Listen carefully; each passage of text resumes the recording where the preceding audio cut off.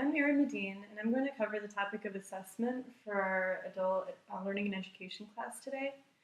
And then before we start an assessment, I wanted to do a recap of Bloom's. So from Bloom's taxonomy, we recall that the order of learning, or what we think of as higher order thought, goes from remembering to understanding to applying, analyzing, evaluating, and ultimately creating at the top of kind of the pyramid of what we think of as higher order thinking and understanding. And these are related to the topic of assessment, as we're going to talk about today, because the crux of assessment really is that you have to have a clear purpose. So every assignment that we will be assigning the students, the point is to go in with a clear idea of what we're hoping the students are getting out of the assignment and what we're steering them to produce with that assignment. So I guess you could use the action words to evaluate. With every assignment you're creating, you need to ask yourself the clear purpose of what am I expecting these students to do with this material and with this assignment. So with that, I wanted to talk about the role of assessment really in the syllabus. Those are pretty common questions from the students, is what am I going to be asked, or the dreaded, is this going to be on the test? So we're hoping to address that up front with assessment by including that as a parameter in the syllabus, is that you really want to be upfront and clear about what the assignments are, what's expected in the assignments, point values, and types of learning, and maybe even examples of what you'll be looking for in these assignments. So I guess the two approaches to assessments go from the less formative assessment, where basically you're teaching the students how they're going to be assessed at the higher level next in the summative. So therefore, formative sort of begets the summative assessment, really. So these formative assessments usually can be thought of kind of as homework assignments, or they could be very small assignments that are in class. But the formative goes back to this idea of assessment needs to have a clear purpose. It is to get something out of the students, right? Help them think in some way about the material that you're teaching. But this also, you need to think about the bigger picture when it comes to tests and to writing, that these formative assessments are really teaching them how the bigger assessments, the summative assessments, are going to be structured. So therefore, when you're designing your formative, that's why it all goes back to the syllabus, that you want to think about all of this early enough in advance and in relation to the material that you're teaching, that you're then able to have a whole comprehensive type of package so that students aren't being asked something on the quiz or on the test that in their mind came up from out of nowhere and that they don't understand. So these smaller formative assessments are really kind of, you're supposed to really work through them to get up to these summative assessments. So you could start with something like, you want to assess the prior knowledge. Sometimes that's been mentioned in the book, in Nelson's book, that can be really helpful to start with. What do they already know, and what are they trying to get to? So maybe a prior knowledge assessment could be something like a mini quiz. I know the clickers are very popular and they're pretty common in the bigger classes, so maybe that would even help as a way to make this more accessible for one of these larger class sizes, because that's always the caveat to more and more homework assignments and homework, is how is this amendable to different classroom scenarios and different classroom sizes. So hopefully with something like prior knowledge, you could do maybe a mini quiz. It could be like multiple choice, or it could be true, false with clickers, just to take a baseline reading about some facts from the material that you're going to talk about that day. And that might help you understand later, or you could revisit that later, that same quiz, after teaching the material, to see if you've actually taught the concepts or corrected for some of the errors you had witnessed before.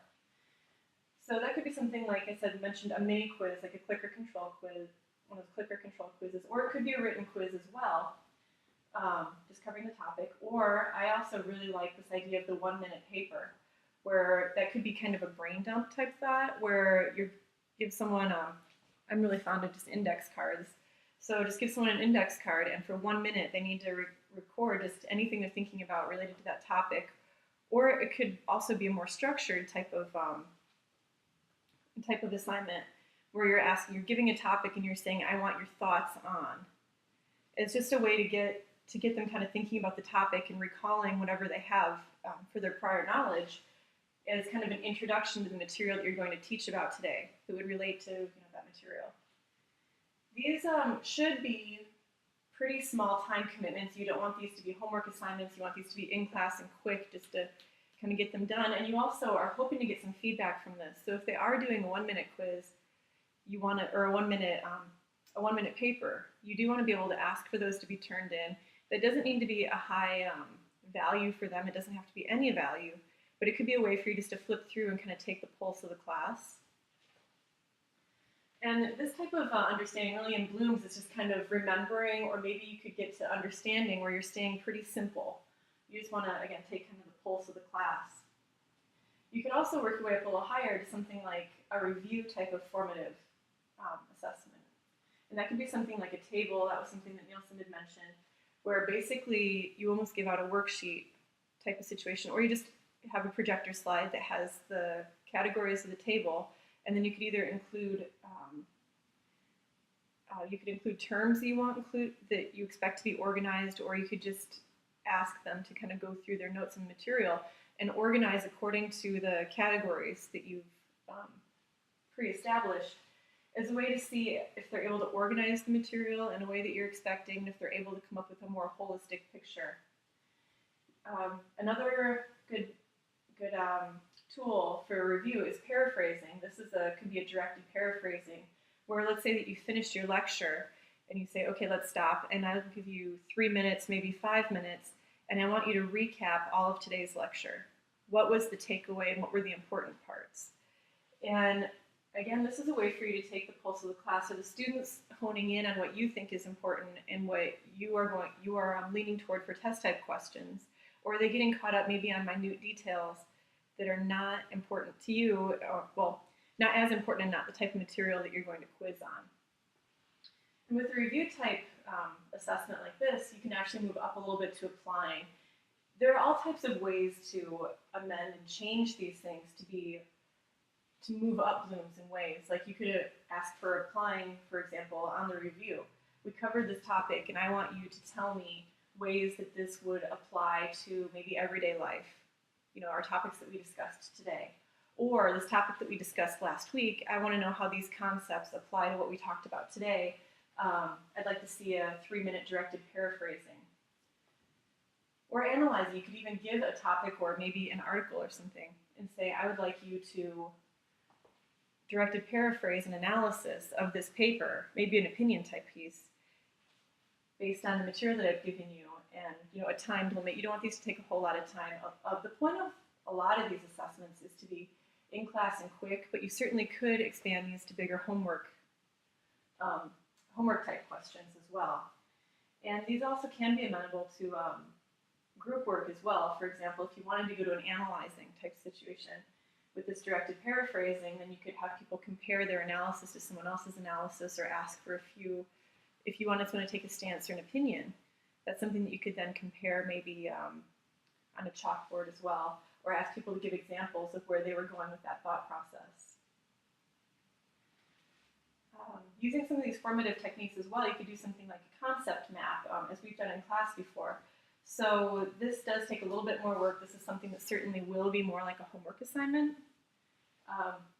And again, these can be, typically you don't want these to be huge point values, because you want these to be quick, you want people not to overthink it, you want to just be able to take a pulse on the class. And something like a concept map could be a little bit subjective, so these things can be very difficult to assign point values to, unless you were to consider maybe moving these up to a bigger assignment over time. For example, maybe one of these paraphrasing assignments or the concept map, you could give feedback and then give a chance to expand upon that, which was one of the which I'm going to get to down here in possibly some creative formative assessments, where Nielsen had talked about maybe forming an outline as a way to summarize your thoughts. I like to think of that maybe as a research paper style format, your typical kind of 5 or 6 paragraph, your introduction, your background, your data, your pros and cons, as well as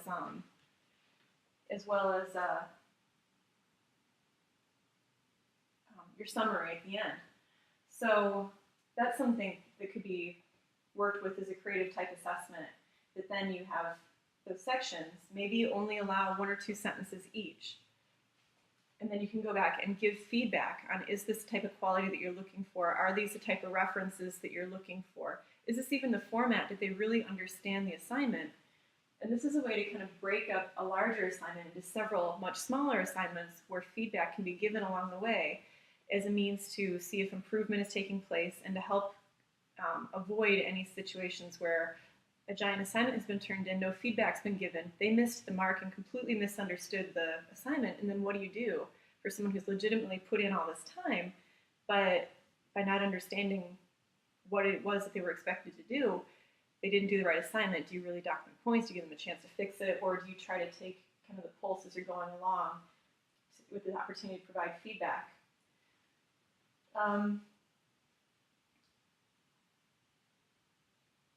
And this was also something that had been mentioned or had been considered in the book, was considering keeping a portfolio, which I thought was a wonderful idea.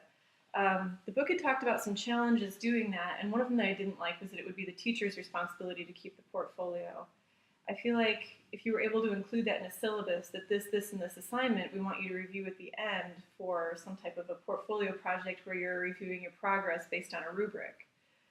So I feel that this could very easily be amendable for a situation like that, where you're able to look at their kind of before and after, something like a prior knowledge quiz, all the way through a summative assessment to see how they've grown in their understanding of the topic, which I think would be helpful to validate your class, to show how much progress they have made, and also to help them understand how they've just expanded in that field.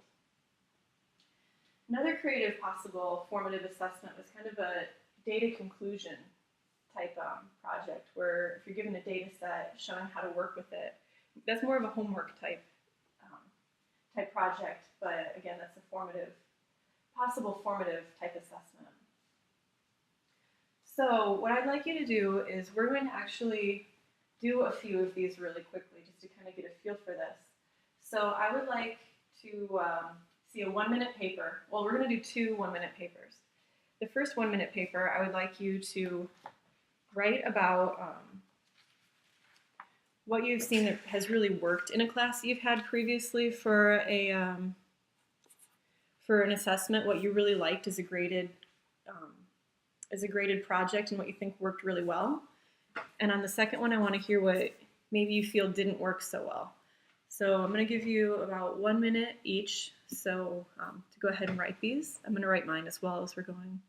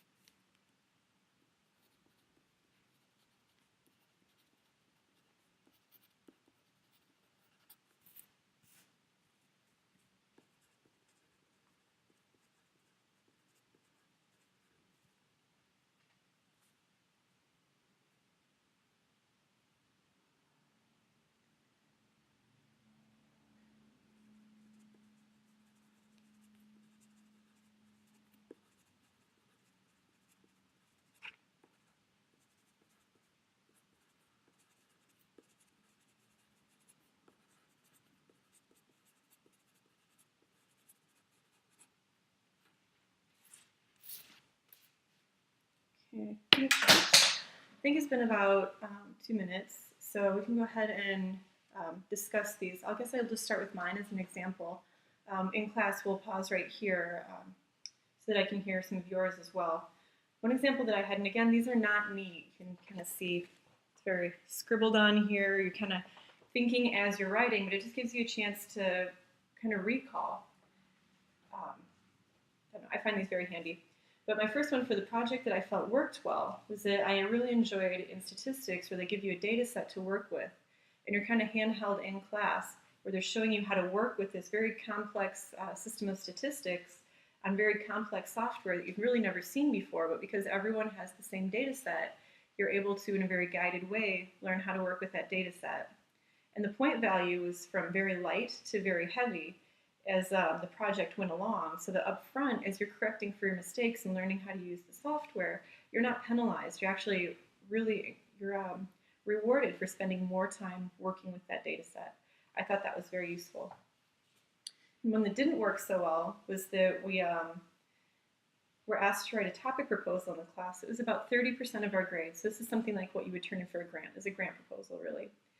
It wasn't due until dead week. It was either dead week or finals week. And we got it back like after the grades were turned in. There was no chance to correct anything. The feedback that we got wasn't meaningful feedback beyond the grade because it wasn't really discussed with the teacher who never had the opportunity, again, to correct any of those mistakes. And after the class, you're not going to take time to actually go back and even try to correct those mistakes because you're moving on to the next thing. All right, so in class we're going to stop here and here's some of your examples that worked or didn't work for you.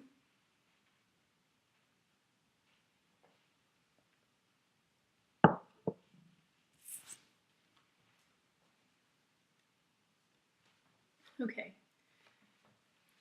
Well, I'd like to just wrap up a little bit of the formative assessment and what we're talking about here is that these very often, these were written of as classroom assessment techniques, or CATs, and the classroom-based ones were meant to be very short. So this is just, again, something to take the pulse of the classroom and something that you're thinking about because the formative begets the summative in how you're going to consider wording those questions or writing those questions and how those will be reflected in what's actually going to be happening in the test.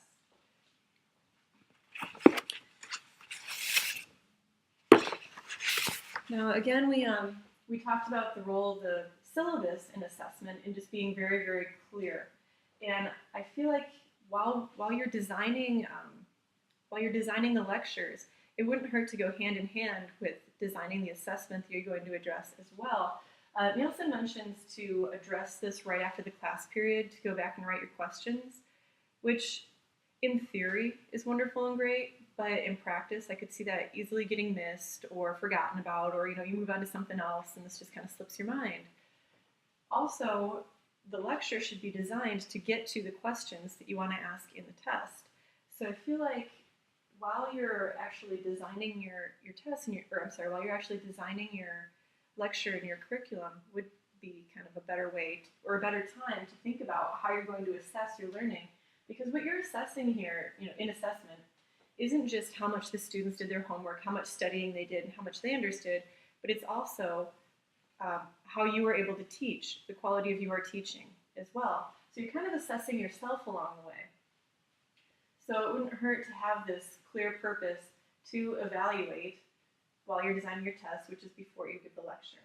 Okay, so you get through the lectures, you're giving your lectures, everything's gone great, and it's time to actually test. Well, something that was pretty heavily mentioned in the book is that and that students do much better at, and it would make a lot of sense, is that you test frequently and with smaller tests all along the term.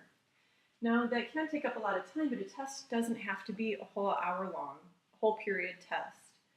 So you can almost think of these maybe as more quiz-sized tests, maybe every 2 weeks, every week and a half, or and then even if you did have more mini tests or quizzes along the way, you could still have bigger tests at like midterms and at finals to make sure that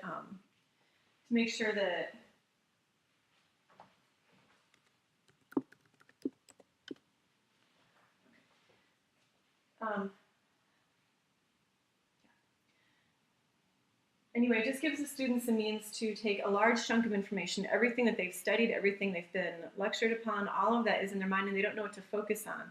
So having these smaller chunks of material that you're giving them at a time gives them a chance to condense that and organize that one piece at a time. And then fit that into the bigger picture, hopefully through some type of a formative organization, maybe concept map or something where they're creating. So that seemed like a pretty good way to handle that situation. But there were issues with tests and that how do you write a test and how do you assess a test. So part of the challenge with test writing is how to write test questions, right? So test anxiety has been discussed pretty heavily. So part of the concept of test writing is to go from easy to hard. But that could also be questioned as well. You may have to see what works for your discipline or in your particular class. But then if you save something that's the highest point value for the end of the test, if they spend too much time up front on the test, they're not going to necessarily get to that. So if you had some way to have a primer on these more complex questions, or say, I want you to read these, but then go through everything else and come back to these, maybe their mind can be working on that in the meantime. So the two types of test questions you could be asking about are objective or constructed. And objective are very clearly yes or no. Those are typically ones that could be Scantron tested. There's a right answer, a wrong answer. These could be things like fill in the blank, true, false, matching, or multiple choice. But again, as you're designing the test questions, what's really important is to remember what are you evaluating, and moving up Bloom's taxonomy. You don't want everything just to be remembering or even just understanding. You're hoping to get to some type of evaluating or a creating level of test writing. So you could move up the ladder to something more like multiple choice or matching, but even those have their drawbacks that we mentioned earlier, class size. So these can be quick and easy, and these can really help out in a larger classroom. But are they getting to those more complex questions? And typically the more complex questions are thought of as ones that are constructed questions or writing questions. Now, these don't have to be the big essays as we've probably all had in class and thought about. These could be something a little bit more specific. These should be actually very carefully constructed questions that are getting to what you would expect to be a one-sentence right answer or something that's easier to grade, because there is that reality that if you let someone just have a whole page or two to write an essay question, you have to read it. There could be filler, just trying to fill in and babbling to try to compensate for not understanding. And there's also a lot of room to second guess yourself on an essay question like that. So ideally, you would want to get to something that is very specific, could be very short, and could also be multi-part, or could go back to some of these like other objective type metrics. Like you could include then a fill in the blank after you include a very short, constructed writing type question. Something that, could take a word problem or take a passage that you're reading and then kind of squeeze the most out of it, moving up Bloom's, so that maybe you can get points for people who are able to think about this in a more holistic way, hopefully that it is related to experiences that they've had in formative classroom-based experiment or classroom-based questions or homework-based questions. So the ways of actually assessing some of the writing projects like this could be the three ways that Nielsen discussed this was atomistic, which is kind of a key, like you have a key and you have keywords and you're looking for very specific things, which would work well if you had a very well constructed assessment. But if maybe that's not being well understood by the students or they missed the mark, this could be like an all or none points type of system. Holistic is where you're reading the overall quality of the writing and you're assessing things like, the writing mechanics and how you felt about their ability to form maybe an argument or their ability to form some type of conclusion based on what they've read or what they've written. But that could also be very intensive, time intensive, and may not work with larger classes. And then there's analytical, which is a combination of the atomistic and holistic. But again, the idea is you really want to squeeze this down to a constructed question that hopefully is only going to have It's going to be short, and it's only going to have a few possible right answers, keywords that you're looking for. On the topic of mechanics that I mentioned earlier, this was something that kind of matched with, so in my what didn't work, I wrote about a topic proposal, right, that we didn't get feedback on. All of this should be designed that it's able to be turned in a timely manner, and turned back on a timely manner, so they can get feedback on it before the next stage. So if you're moving from, 2 or 3 formative assessments before they're given a test on that material, there needs to be feedback involved, timely, so they can correct whatever behavior is a problem, right? So we mentioned mechanics, and the only reason you would have really to grade mechanics, because that's stuff like sentence structure, that's, grammatical errors, that type of thing. You don't want to spend, that's very time consuming to grade that type of, that type of assessment, and it's not doing anyone any good if it's not getting back to the students with time for them to correct it. Because otherwise they're not going to correct it, and you just spend all that time studying, or all that time correcting their work that's not really going to do anyone any good. So again, getting that material, asking for the assignments early enough that you can provide feedback, get it back to them, have them correct it, and then turn it back in to recover whatever points or extra credit, or even as a separate assignment to correct the mistakes that were made before and reflect upon it. Could be another good way to go about this assessment. And this was where the idea of that portfolio would be really useful, is that if you were able to incorporate all of this back together and do a rubric-based,